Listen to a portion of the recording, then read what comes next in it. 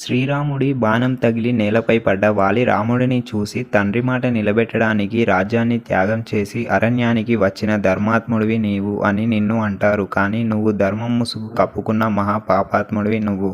నీకు నాకు ఎలాంటి గొడవ లేదు. నీ రాజ్యంలోకి నేను రాలేదు, నువ్వే నా రాజ్యంలోకి వచ్చావు. అడవిలో బ్రతికే ఓ మామూలు వానరాన్ని అయినా నేను సుగ్రీవుడితో యుద్ధం చేస్తుండగా చెట్టుచాటు నుండి బాణం వేయడానికి నీకు సిగ్గుగా లేదా రామా అంటూ వాలి శ్రీరాముణ్ణి నిందించి, ఒక్క మాట నాతో చెప్పి ఉంటే రావణుణ్ణి ఓ పశువును తెచ్చినట్టు తెచ్చి నీ కాళ్ళ దగ్గర పడేసి క్షణంలో సీతాదేవిని నీకు అప్పగించేవాడిని అన్నాడు. కిష్కింధ కోసల రాజ్యంలోకి వస్తుందని తమ్ముడిని ఇంటి నుండి వెళ్ళగొట్టి అతడి భార్యను చెడబట్టిన వాడు మృగంతో సమానం అని, తన రాజ్యంలోని ప్రజలకు మృగాలతో ఆపద కలిగినప్పుడు వాటిని సంహరించడం క్షత్రియ ధర్మం అని, మృగాన్ని చెట్టుచాటు నుండి చంపిన తప్పు కాదని శ్రీరాముడు బదులివ్వడంతో వాలి తన తప్పును తెలుసుకొని ప్రశాంతంగా